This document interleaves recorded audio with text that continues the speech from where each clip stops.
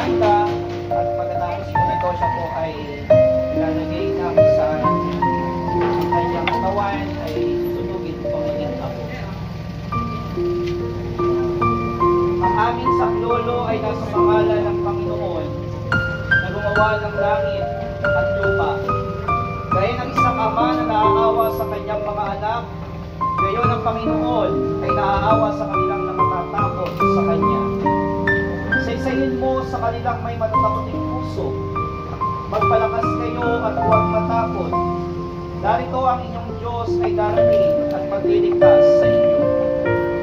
Ang kahawakan ng Panginoon ay buhay na walang hanggan, sa kanilang nakatatakot sa Kanya, at ang Kanyang katuwiran ay nasa mga anak ng mga anak. Yamang ang kaluluwa ni Yolanda ay namatay, ay pumasok na sa buhay na walang hanggan. Ipinagtatagubilin na namin ang kanyang katawan sa dakong paglalagakan sa Kanya.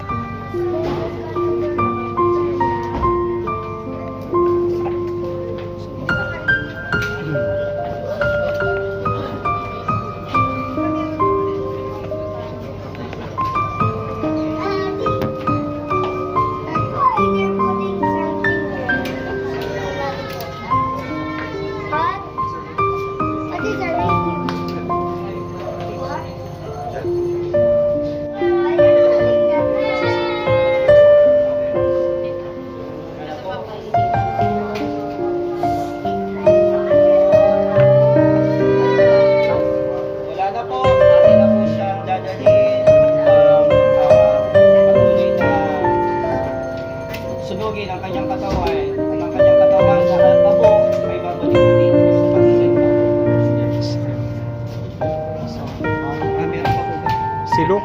Luke.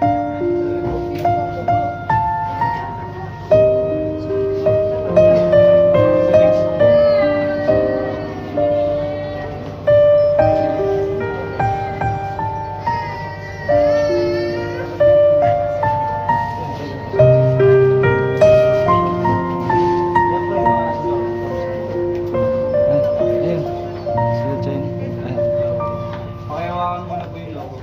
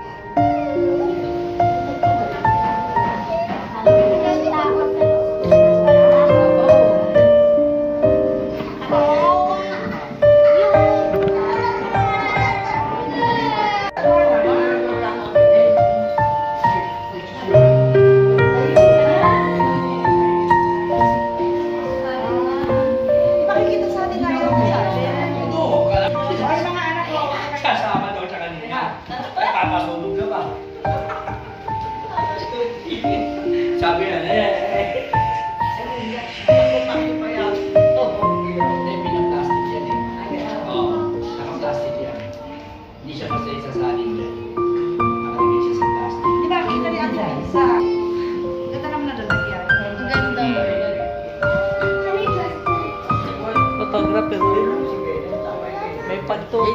Jaden, picture mo yan, dali. Ano? Ikaw.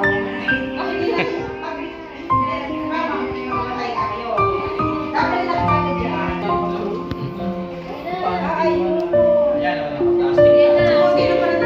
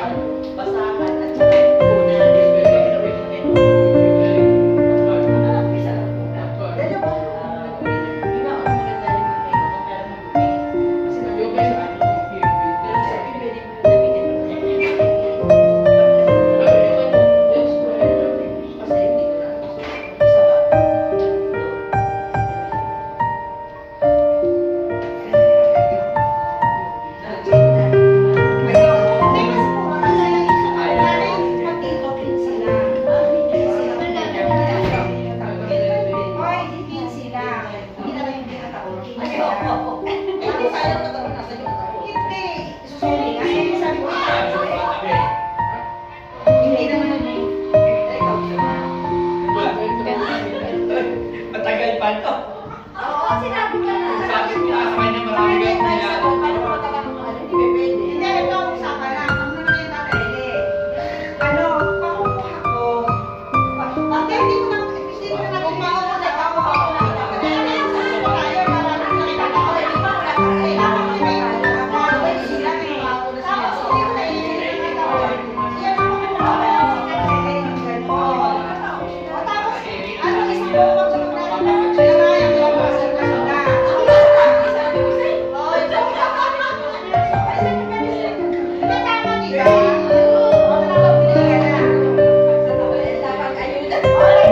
Hindi, ikaw eh, nagpatagal-tagal pa. Baka wala akong kasikaso sa'yo. Kasi wala na tayo eh. Hindi, iba baka mahuli pa tayo eh. Kanina sabi niya, kasama ka pa din. Oo.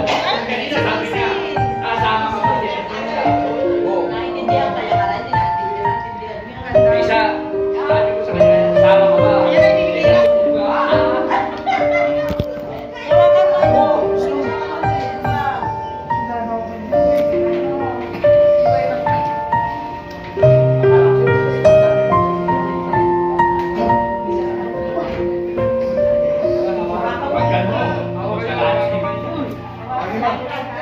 Sama ka dun dito, Dory. Bakit ganun? Sige,